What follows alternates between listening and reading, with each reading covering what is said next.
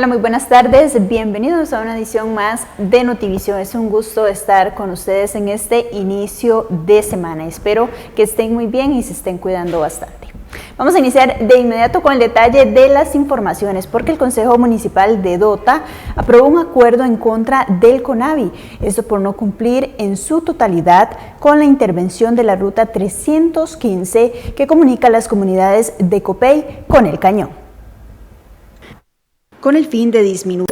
Por medio de esta carta, el Consejo Municipal de Dota dio a conocer el acuerdo que aprobaron en la sesión extraordinaria número 51 del 20 de abril de 2021, el cual consiste en una protesta dirigida al CONAVI por no cumplir en su totalidad la intervención urgente de la Ruta 315 que comunica las comunidades de Copey y El Cañón. La intención del Consejo Municipal siempre ha sido mantener vigente este tema, porque la preocupación es constante, tanto en los vecinos que la utilizan como en personas que nos visitan, y por supuesto que como gobierno local tenemos que darle seguimiento a ese tipo de situaciones, y en eso estamos trabajando para lograr tener las respuestas con respecto a qué es lo que sucede con la Ruta Nacional 315 y las fuerzas vías del cantón. Sé que el Consejo Distrito de Copey también ha estado trabajando en este tema, compañeros regidores, síndicos de la parte alta, la parte de Copey y la Cima, también nos han puesto al conocimiento, y en eso estamos trabajando el tema para mantener vigente y recibir respuestas, y de verdad que urge una intervención en esa Ruta Nacional 315 por un tema de seguridad vial y todo lo que conlleva la utilización de una ruta de transporte. Y es que quienes han transitado por esta vía han notado que los huecos y el deterioro de sus puentes ponen en peligro tanto estudiantes, agricultores o cualquier persona que deba o desea transitar por este sector. La protesta radica en un documento oficial presentado por el CONAVI el 13 de septiembre del 2020 bajo el nombre de DVOP-DRI-2020-826, en el cual el CONAVI se compromete a intervenir este camino. En diciembre, más o menos, vinieron a hacer este trabajo, el MOP, acá, la maquinaria de acá, y hizo un trabajo, pues de ahí nos arregló unas partes, ¿verdad? También nos informaban que depende el presupuesto, bueno, si el CONAVI tenía cómo hacerlo, nos podían asfaltar por lo menos las partes más peligrosas que están, que son unas rutas que estaban bastante con huecos, y resulta que de verdad, como en enero, febrero, más o menos, estuvieron por acá CONAVI, unas partes le pusieron un poco de asfalto, muy bonito quedó unas partes, pero nos dejaron unas cuestas que está imposible pasar. Si bien las autoridades del CONAVI iniciaron con algunos trabajos, lo cierto es que no han cumplido con todo lo establecido en el documento, donde mencionan lo siguiente. Al fin de atender esta necesidad, se procederá por parte de esta regional a programar en el cuarto trimestre del 2020 limpieza mecanizada a lo largo de la sección de control y bacheo mecanizado con perfilado en los tramos requeridos, a cargo del personal y maquinaria de la sede 1-3 Dota. Es importante indicar que para dar mayor durabilidad a los trabajos que se realizan, se recomienda realizar un sello asfáltico. No obstante, por capacidad instalada de la regional, se determinará si se puede incluir como autorizado no programado en el cuarto trimestre o en programación regular del primer trimestre 2021, considerando que su representada apruebe el uso de emulsión asfáltica y el respectivo distribuidor de asfalto. Por su parte, en el caso del mantenimiento de puentes, se menciona: a lo largo de la sección de control se encuentran 3 puentes que requieren ser valorados por la Dirección de Puentes, lo cual ya fue solicitado por la ingeniera Andrea Fallas mediante correo electrónico. Es importante indicar que se realizó una valoración visual de la superestructura del puente sobre el río Perris, la cual se compone de tablones de madera, los cuales deben sustituirse en su totalidad y colocar barandas de protección. No obstante, se considera, salvo mejor criterio, esperar que se realice la valoración por parte de la Dirección de Puentes y, en caso de ser requerido, se programe lo requerido según la capacidad instalada de la sede Santa María. En el mismo documento, el CONAVI deja claro que no cuenta con un contrato de mantenimiento activo de esta vía, por lo cual no tiene prevista una intervención a corto plazo. El Consejo Municipal solicita al CONAVI, por medio del acuerdo, un informe detallado sobre los trabajos que iniciaron, en qué estado están y qué avances se encuentran actualmente. Además del por qué no se cumplió a cabalidad con el informe del documento DVOP-DRI-2020-826 emitido por el CONAVI. Esperaríamos que la gente del CONAVI nos colabore por ese lado, ya que consideramos que es súper importante. Por este camino, por la 315, vemos mucha gente de Copedio hasta Providencia sacar sus productos. Para personas que vayan a viajar a Pérez de León, así de la zona, si este camino, si la 315 estuvieran en buenas condiciones, es una gran ventaja porque lógicamente nos ahorramos mucho camino. Es mucho más fácil ir para Pérez subiendo por la 315 que saliendo al Empalme.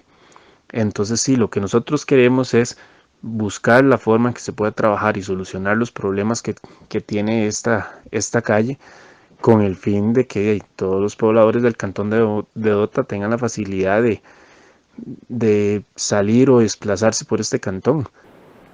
Además, exigen como ciudadanos la intervención de esta importante ruta y dejan muy claro que hacen responsables al CONAVI y su junta directiva si en este sector sucede algo que ponga en riesgo la vida de algún ser humano.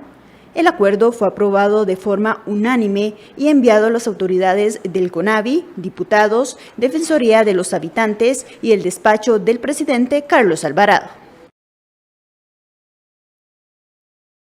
Conocer la versión del CONAVI, sin embargo desde horas de la mañana nos comunicamos con la oficina de prensa, pero bueno, al parecer hasta este momento no hemos obtenido respuesta. Por supuesto que aquí en Notivision vamos a estarle dando seguimiento a este tema tan preocupante.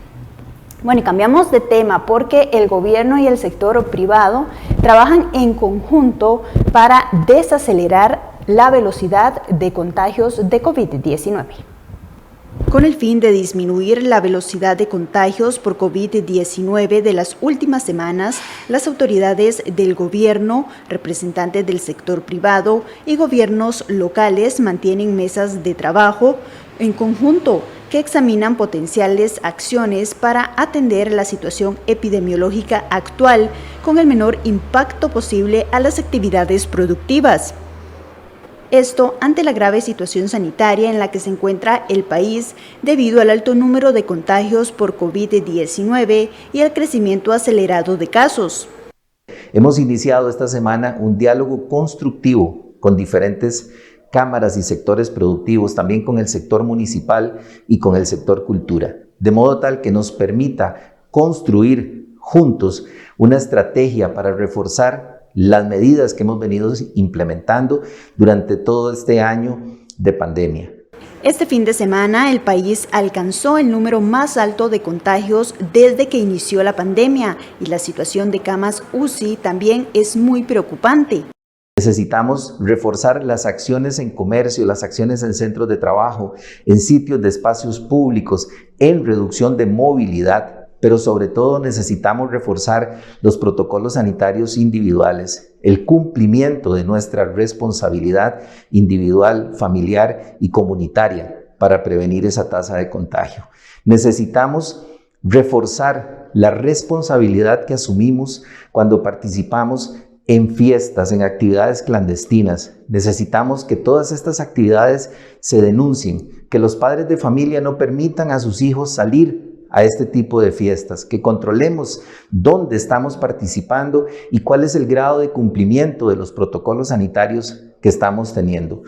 Este diálogo es parte de la atención a la emergencia en la que el sector público y privado del país trabaja en conjunto para dar respuesta que cuiden la salud y la vida, así como las diferentes actividades socioeconómicas de los costarricenses.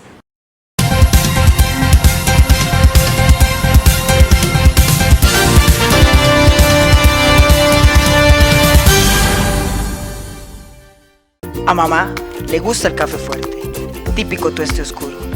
En cambio papá es más tueste medio, eso sí, con unas gotitas de leche. Y Y a mi abuela Emma solo le gusta el tueste oscuro.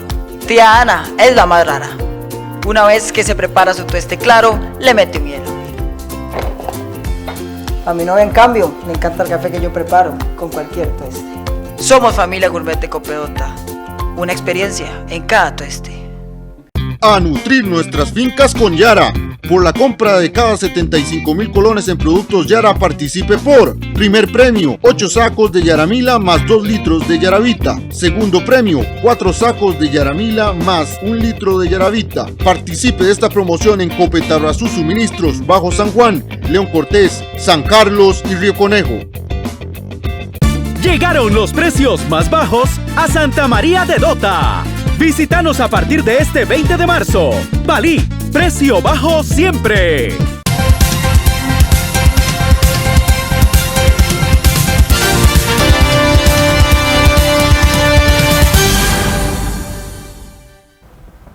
Continuamos con más información aquí en Notivisión. Bueno, y presten mucha atención porque estudiantes del Colegio Técnico Profesional José Figueres Ferrer realizaron la exposición del vehículo eléctrico que ellos mismos construyeron. Esto como parte del reto Cero Emisiones. La exposición del vehículo eléctrico se realizó en el marco de la visita de una delegación de estudiantes de la Universidad de Mondragón en España. La construcción del vehículo fue realizada por estudiantes de la especialidad de Mecánica de Precisión y Electromecánica del Colegio Técnico Profesional José Figueres Ferrer, ubicado en la lucha de desamparados, quienes contaron con el apoyo de Coope Santos RL. Los jóvenes estudiantes son parte del reto Cero Emisiones, que tenía como meta construir 2 vehículos eléctricos de competencia. Primeramente, cuando se nos entregó el proyecto, teníamos que pensar en cómo trabajar la parte aerodinámica y para ello realizamos varios diseños y de ahí escogimos el que creíamos más conveniente para que cortara el aire, para darle más velocidad al vehículo. Sí, esto nació de un programa del MEP que era construir un carro híbrido, era un carro eléctrico. Bastantes colegios se participó, pero por lo de la pandemia todo el proyecto quedó. Pero nosotros, como responsabilidad con los estudiantes, que ellos llevaron el proyecto y lo querían terminar, el colegio nos dijo que tenemos que terminarlo y el agradecimiento a Coope Santos que nos ayudó, y tenemos ese compromiso, ¿verdad?, social de llevarlo a cabo, porque los estudiantes de la sección nocturna este año salen de sexto y se nos iban a ir, ellos querían terminarlo. El vehículo funciona por medio de una aplicación, la cual utilizan por medio de la voz. Es un programa que tiene desde el teléfono, por medio de Arduinos. Entonces por medio de la voz ella le dice qué es lo que quiere hacer, saludar, direccionales, luces, marcha atrás, todo lo que se le programa. Entonces ella lo hace de la mejor manera para que podamos hacer un carro de esa manera, ¿verdad? Que ya nosotros no dependamos tanto de nosotros para hacer las cosas, sino que con la misma aplicación y de donde estemos lo podríamos controlar el carro. Antes de la pandemia, el equipo patrocinado por Coope Santos tuvo la oportunidad de capacitarse en el núcleo de mecánica automotriz de Lina, junto con representantes de 25 colegios de todo el país. En dicha actividad, los jóvenes pudieron conocer de cerca el proceso de la fabricación de los prototipos eléctricos. Es así como los estudiantes de la especialidad de Mecánica de Precisión y Electromecánica han aprovechado la visita de los estudiantes universitarios de España para contarles todo el proceso de construcción. Estos estudiantes están en nuestro país desde hace una semana y su objetivo es visitar diferentes lugares, entre ellos nuestra zona de Los Santos. Es la primera vez que en Costa Rica tenemos un grupo de laners, estudiantes europeos, de la Universidad Mondragón. Esta universidad, que es muy reconocida, está en las top 5 del mundo, de España, decidió venir a Costa Rica para conocer sobre el tema de la economía social solidaria, sobre el tema del cooperativismo y sobre todo les llamó la atención Costa Rica por su clima de negocios y por el impacto que ha tenido Costa Rica en el tema de la biodiversidad. Entonces, ¿por qué escoger esta zona? ¿Por qué escoger la zona de Los Santos, que llamamos? ¿Por qué venir a Coope Santos? ¿Por qué visitar a Copedota? ¿Por qué visitar a Copelucha? ¿Por qué visitar Cope Alianza, que está también cerca de esta zona? ¿Por qué? Porque ellos tienen el lema de aprender haciendo. No es solo ir a una clase, leer libros y tener un profesor tutor. Ellos tienen más un mentor, un coach que llaman en inglés. Es decir, el aprendizaje es a un ritmo más acelerado, pero además se aprende haciendo las cosas. El Reto Cero Emisiones es un programa educativo del Automóvil Club de Costa Rica. Es avalado por el Ministerio de Educación Pública y cuenta con el apoyo de empresas públicas y privadas. La actividad tuvo lugar en las instalaciones de la bodega La Pradera, propiedad de Coop Santos RL. Si usted tiene una cirugía programada en el Hospital de Cartago, esta información le va a interesar, porque el Hospital Max Peralta retomó el programa reducido de cirugías ante el incremento de casos sospechosos y positivos por COVID-19. Este programa incluye emergencias, traumas, urgencias, pacientes oncológicos y casos impostergables. El Hospital Maximiliano Peralta de la Caja Costarricense del Seguro Social retomó el programa reducido de cirugías ante el incremento de casos positivos por COVID-19, cuyas cifras de contagio alcanzaron los niveles más altos desde que inició la pandemia. La doctora Crisia Díaz Valverde, directora general, manifestó que las decisiones buscan la seguridad de los pacientes. En las últimas semanas se pasó de 36 a 42 camas exclusivas para la atención de COVID-19 y el fin de semana fue necesario reconvertir un tercer pabellón. Ese comportamiento reduce la disponibilidad de camas y por ende la capacidad de atención en otras patologías no asociadas al virus, incluyendo las cirugías. Por tanto, este fin de semana el centro hospitalario empezó a trabajar con un programa reducido de cirugías que atenderá procedimientos quirúrgicos de emergencias, traumas, urgencias, pacientes oncológicos y cosas impostergables, de acuerdo con el criterio técnico. Las cirugías electivas dependerán de la capacidad instalada y disponibilidad de camas. El personal de cada especialidad estará llamando a los pacientes para indicarle si su cirugía se mantiene o deberá reprogramarse.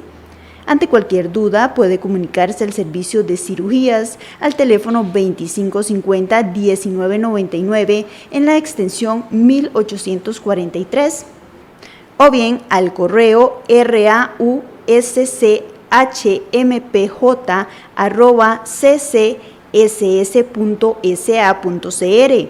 Las autoridades del hospital hacen un llamado a la comprensión e insisten sobre la necesidad de reforzar los escudos protectores contra la COVID-19 para frenar el contagio. Recuerde que a partir de mañana la restricción vehicular empezará a aplicarse desde las 9 de la noche. A partir de este martes 27 de abril, la restricción vehicular sanitaria se empezará a aplicar desde las 9 de la noche, eso debido a la velocidad en el incremento de contagios y la ocupación hospitalaria. Tengamos empatía y entender también que incluso ya tenemos afectados graves en personas más jóvenes, porque las variantes nuevas también están haciendo esa afectación. Entonces no solamente es el hecho de la empatía, y de eso, de que hay mensajes muy fuertes de gente que han estado en una fiesta y llegaron y contagiaron a la abuelita y la abuelita se murió. Yo conozco casos que no los voy a mencionar aquí particularmente. La mamá, conozco una madre que falleció justamente porque hubo una fiesta, fueron a la fiesta y regresó y estuvo con ella y la contagió la persona que estuvo en la fiesta. Y ahora, como indicaba, ya está afectando más a personas jóvenes, personas de 30 años. Ayer tuvimos 3 personas que fallecieron en las edades de 30 a 40. Entonces esto está siendo en realidad cada vez más grave en todo sentido y yo creo que aquí nadie se escapa y tenemos que entender el momento que estamos viviendo. Por más que queramos dejar la pandemia por fuerza atrás y decirnos yo quiero ya mis fiestas, yo quiero mis reuniones, yo quiero mi espacio, pero lo que queremos es que la gente se salve, lo que queremos es que la vida se preserve. Las autoridades explicaron que con esta acción se busca reducir la movilidad de la población, desacelerando el crecimiento de contagios sin cierres de establecimientos. Los jerarcas apelan a la responsabilidad individual y empresarial en las acciones de prevención ante el COVID-19.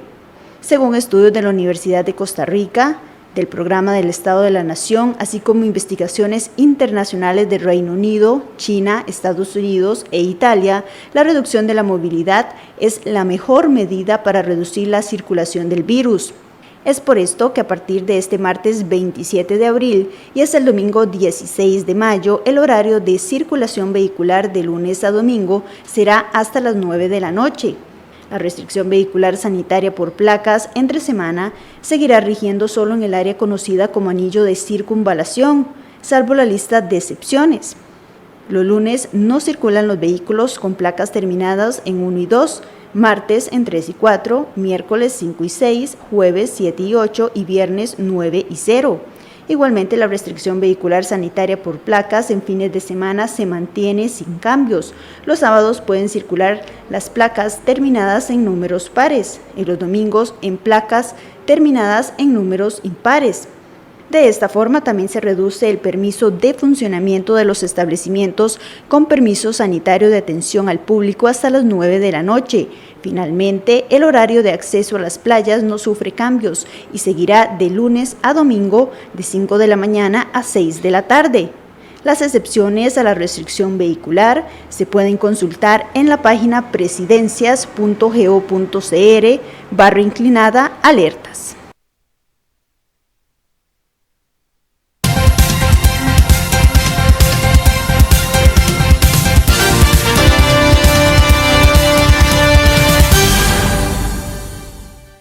El crédito más popular para que unifique sus deudas. Lili, con una sola deuda, liberó su salario. Manuel bajó los intereses al refundir sus deudas. Y Sophie paga una cuota más baja porque canceló otras tarjetas más caras. Solicite usted también el crédito más popular y unifique sus deudas.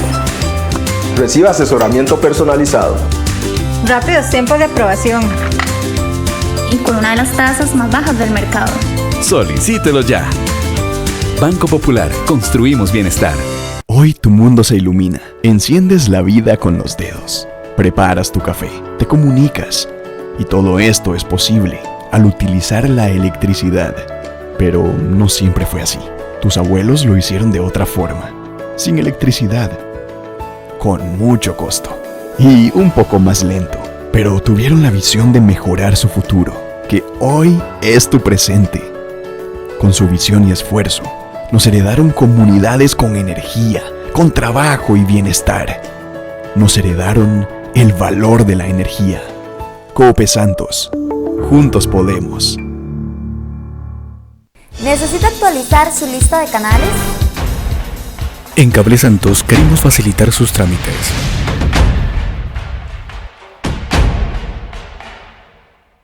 Solicite soporte al WhatsApp 8392-2525. Envíenos su nombre completo y número del suscriptor y nuestros agentes del centro de contacto lo atenderán. Somos Cable Santos. Siga disfrutando de su programación favorita y asegúrese de contar con todos los canales que ofrecemos. En Cable Santos queremos facilitar sus trámites. Contáctenos al WhatsApp 8392-2525. Juntos podemos.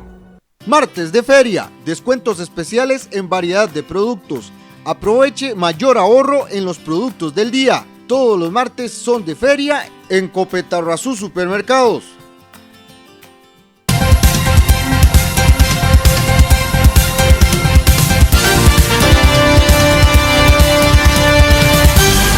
Bueno, y continuamos con más información. Hoy en nuestra entrevista de fondo vamos a conversar sobre el tema de la trombosis y los coágulos. Sabemos que en los últimos días pues, ha surgido un poco todo este tema debido a que en su momento pues, muchas personas se vieron involucradas en este tema debido a alguna vacuna del COVID-19. Sin embargo, pues se sabe que el porcentaje de personas que puede sufrir una trombosis debido a esta vacunación es muy pequeñito. Sin embargo, creemos conveniente que usted conozca realmente qué es la trombosis, por qué se produce y cuáles consecuencias puede tener en nuestra salud.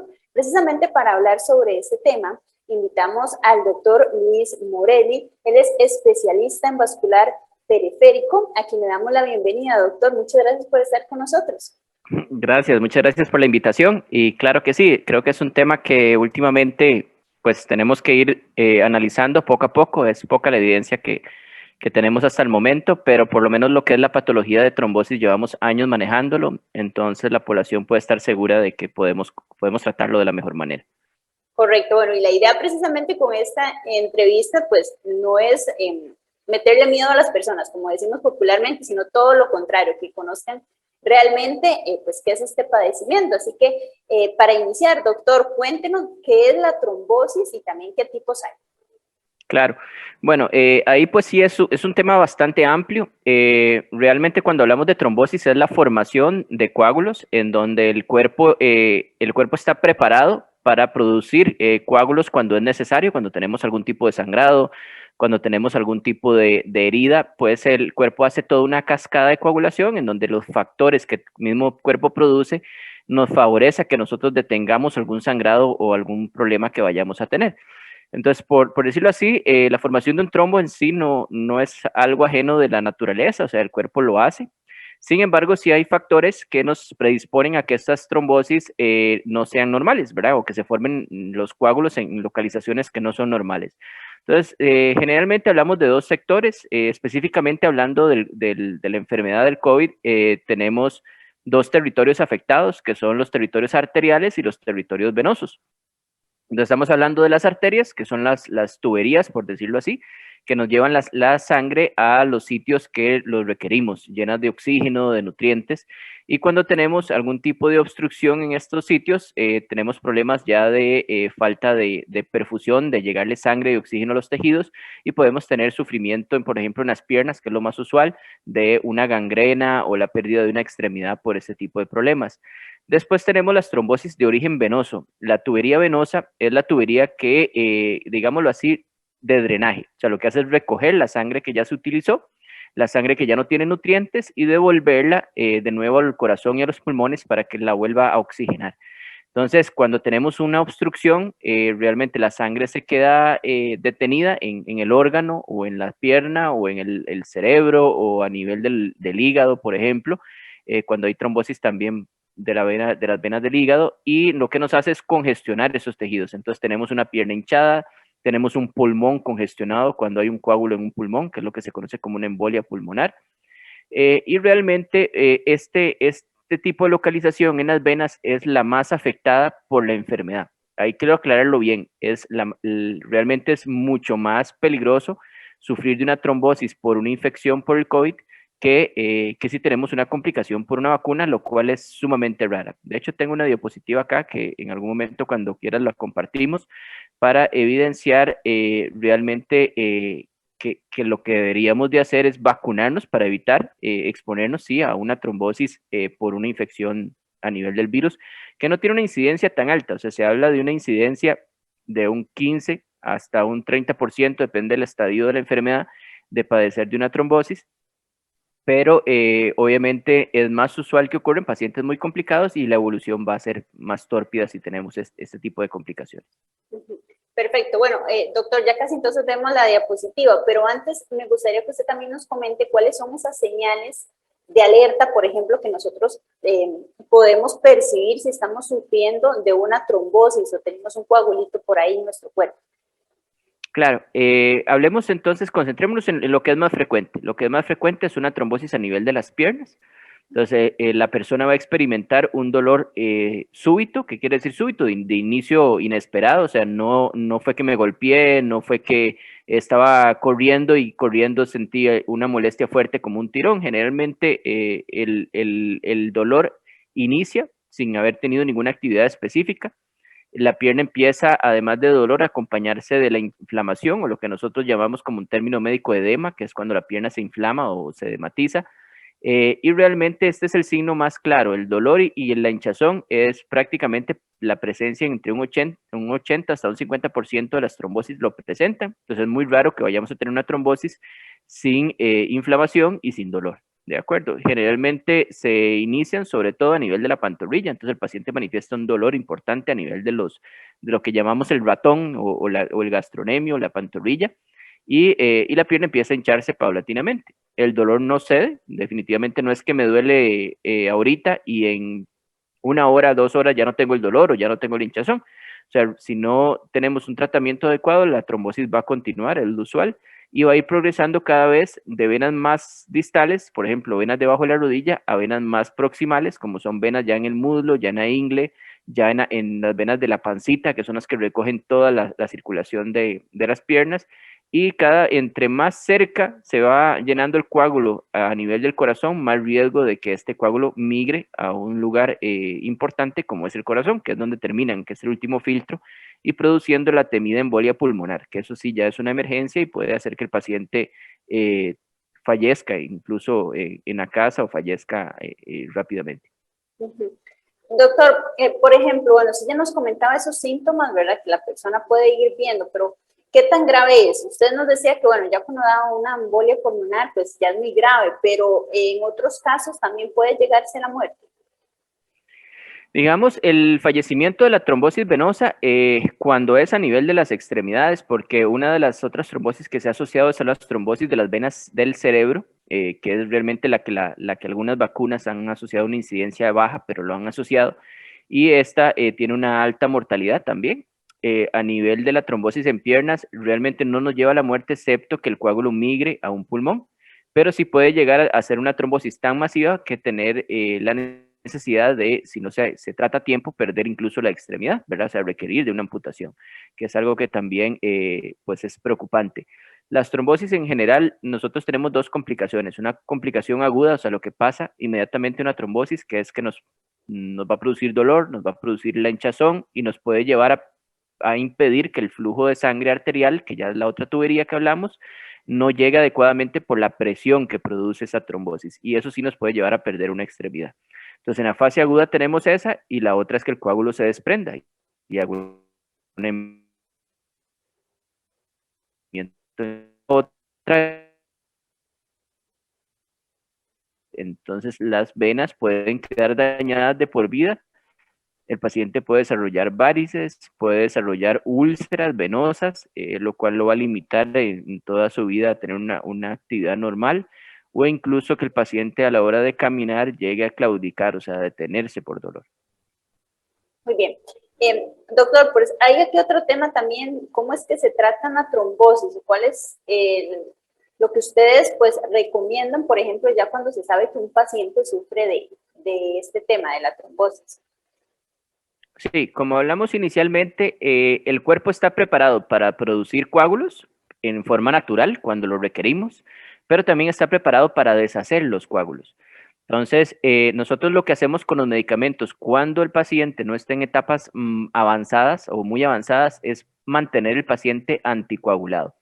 Esto quiere decir dar medicamentos que impiden que los factores de coagulación formen más coágulos y mantener la carga, o sea, la cantidad de coágulo que ya tiene el paciente lo mínima posible para que el mismo cuerpo lo deshaga. Entonces, una forma es dar un medio ambiente ideal para que no vuelva a desarrollar trombosis o la trombosis no se propague o no avance, y posteriormente el mismo cuerpo la va a deshacer. Eso es en los casos, digamos que moderados a leves.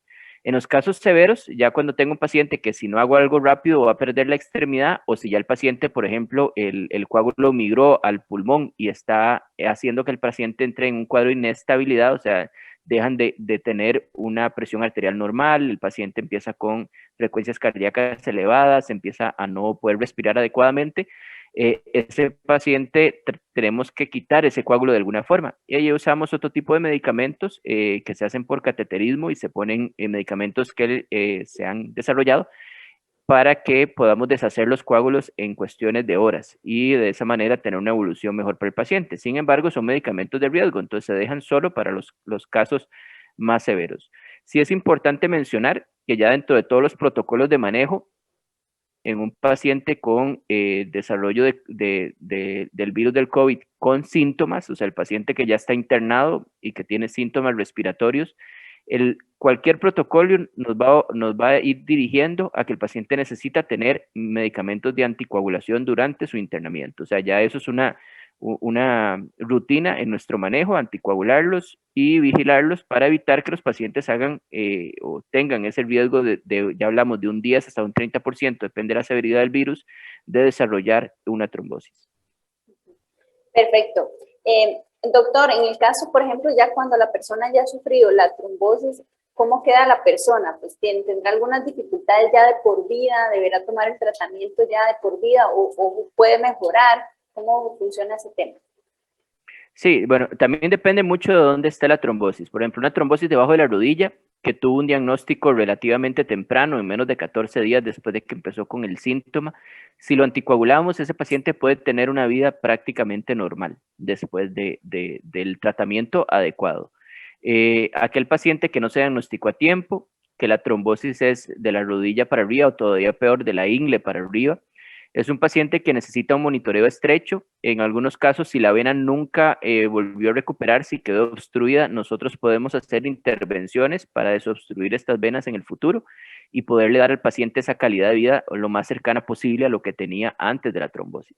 Pero definitivamente lo que nosotros conocemos como un síndrome post-trombótico, o sea, que son el montón de malestares que el paciente puede tener después de una trombosis, llegan a ser en muchos casos discapacitantes. Por eso es importante el diagnóstico y el tratamiento lo más rápido posible para evitar de que el paciente haya tenido ya una trombosis extensa o que no le hubiéramos dado la oportunidad al cuerpo de deshacer estos coágulos y de tratar de dejar la vena en lo mejor posible.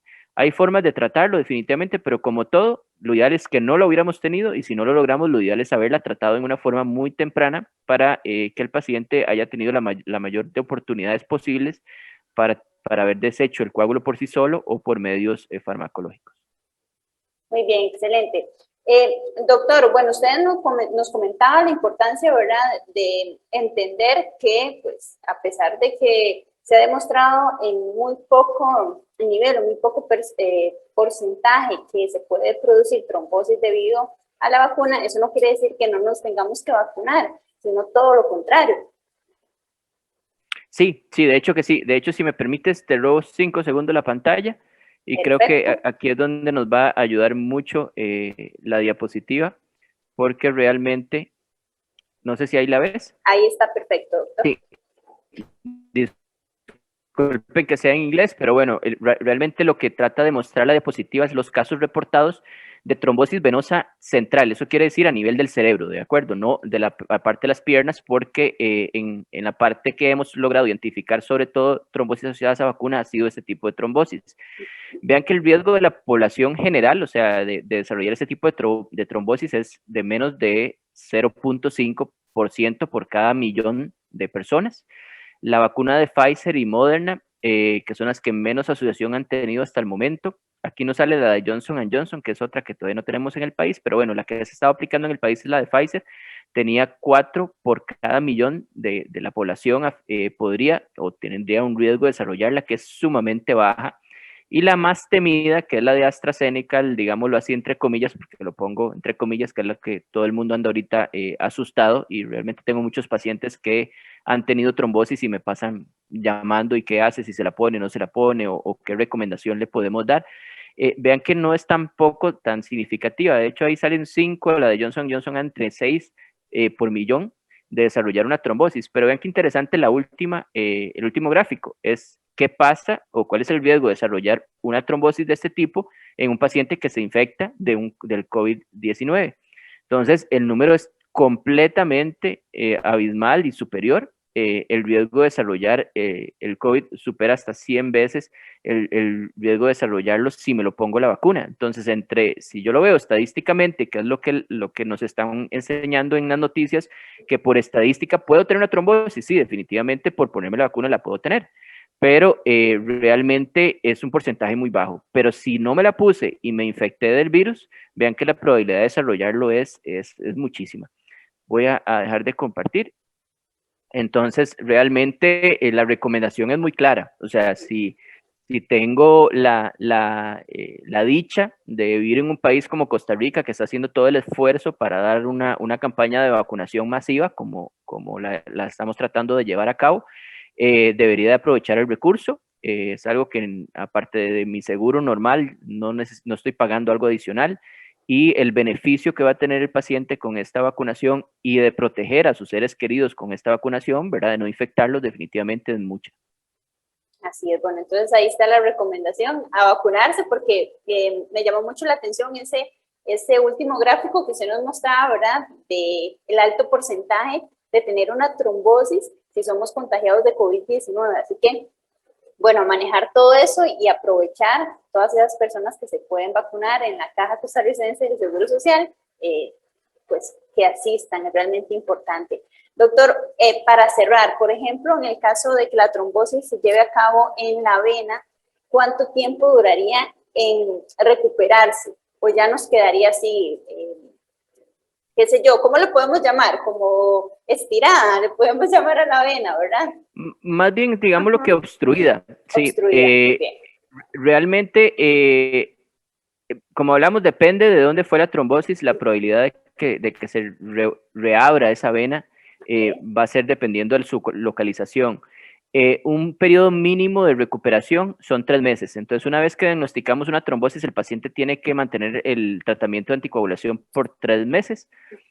A veces lo prolongamos hasta 12 meses, hasta 1 año, dependiendo de si vemos que la vena no se ha terminado de recuperar.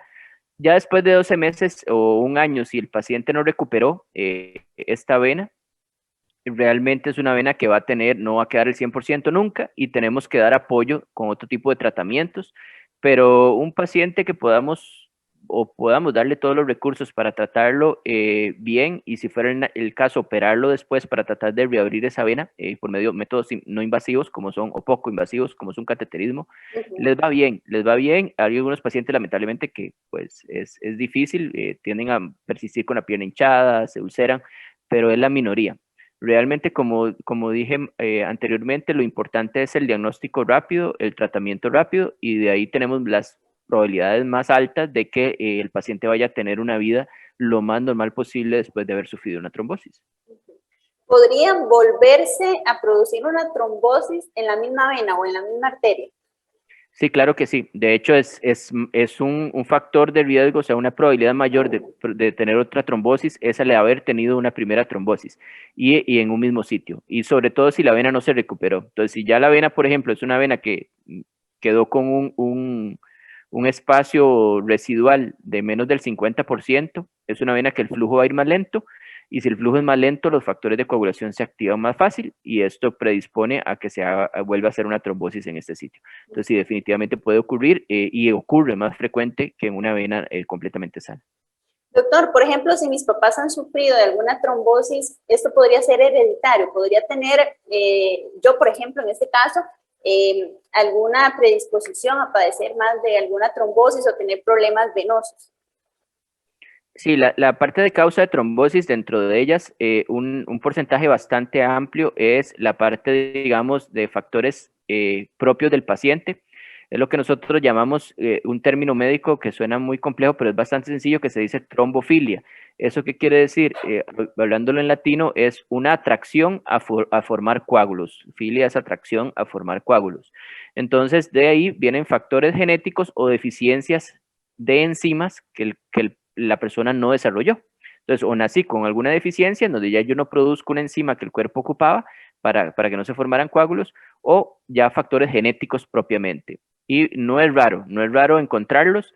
Generalmente eso ocurre en personas de menos de 50 años, cuando desarrollan trombosis en menos de 50 años, y generalmente se asocian a otro factor que fue el que desencadenó que formara la trombosis.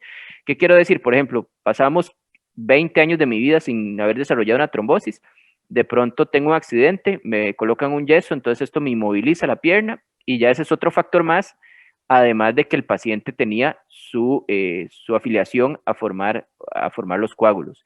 Obviamente, no todo paciente que le ponemos un yeso o lo inmovilizamos hace una trombosis, entonces tiene que haber una condición propia de cada quien.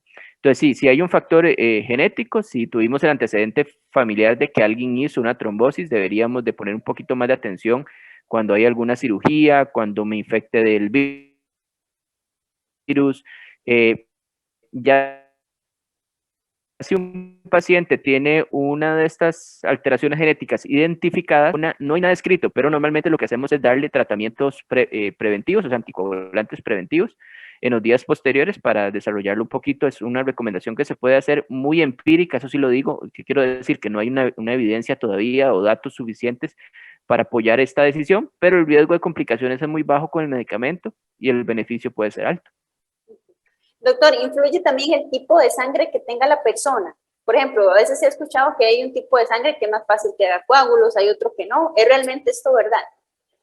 Verás que estadísticamente sí se dice, realmente, pero el porcentaje es tan bajo que no vale la pena ni siquiera asustar a la población y decir, si tiene grupo de sangre tal, tenga más cuidado, no, o sea, realmente el problema es que en las matemáticas siempre va a haber un número para todo, y el número es tan bajo que no vale la pena asustar a la población que tenga un grupo A, un grupo B, un O, etcétera.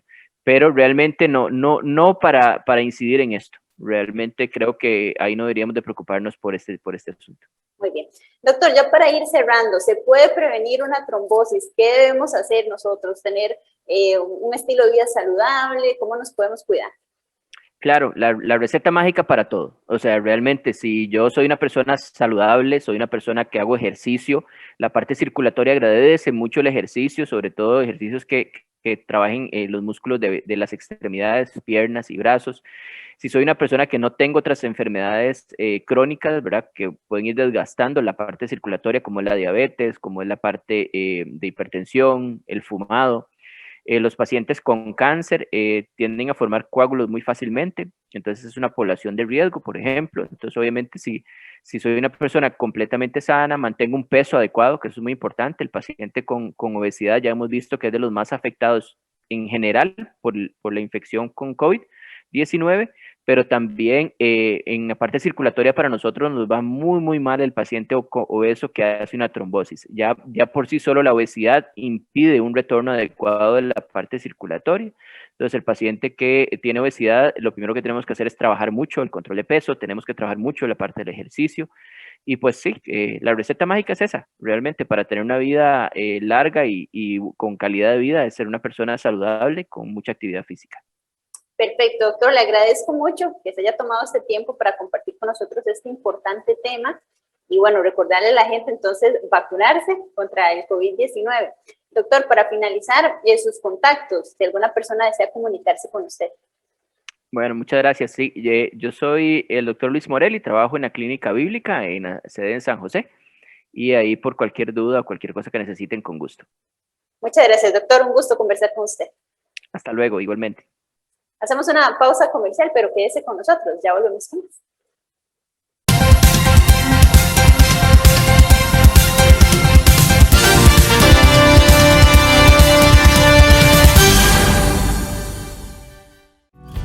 La respuesta solidaria la damos todos. Yo compro en mi comunidad. Si usted tiene un negocio o emprendimiento, queremos apoyarle. Hablemos. Envíenos un video y se lo pautaremos de forma gratuita. Juntos podemos hacerle frente a la crisis sanitaria. Para más información, contáctenos. Una iniciativa de Coop Santos.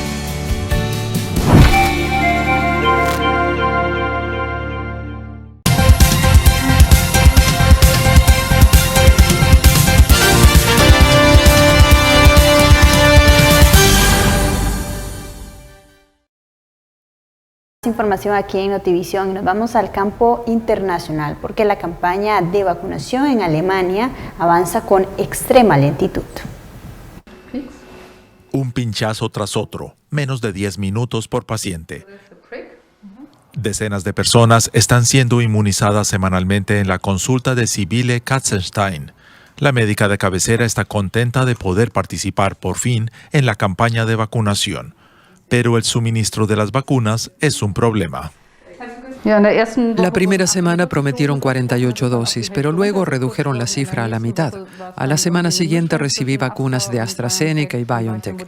Luego recibí una entrega de 250 dosis, pero no tengo información acerca de qué hacer con la segunda vacuna. Farmacéuticos y médicos nunca saben qué ocurrirá de una semana a otra. Además, los médicos de cabecera tienen que seguir un orden estricto de prioridad a la hora de vacunar. Los ancianos y pacientes con enfermedades previas deben ser los primeros, pero muchos facultativos afirman que este orden no es siempre la mejor opción. A Sibylle le gustaría tener más libertad de decisión. Nuestro trabajo es ofrecer la mejor atención posible a nuestros pacientes. Ello incluye, por supuesto, un orden de prioridad a la hora de vacunar, pero no debería ser tan estricto. También es una cuestión de velocidad. Cada persona vacunada protege a los demás. Muchos médicos están de acuerdo. Astrid Tribut tiene que lidiar con otra dificultad.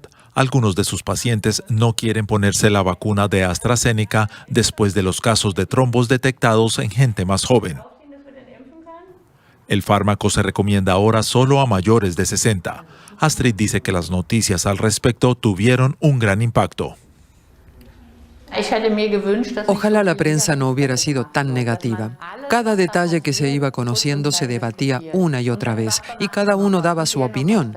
No es de extrañar que muchas personas tengan miedo a vacunarse con ese fármaco.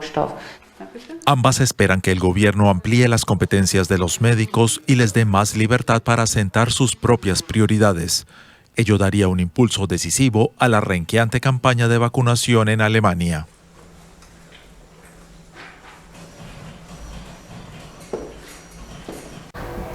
Muchísimas gracias por su compañía. Que tengan una linda tarde.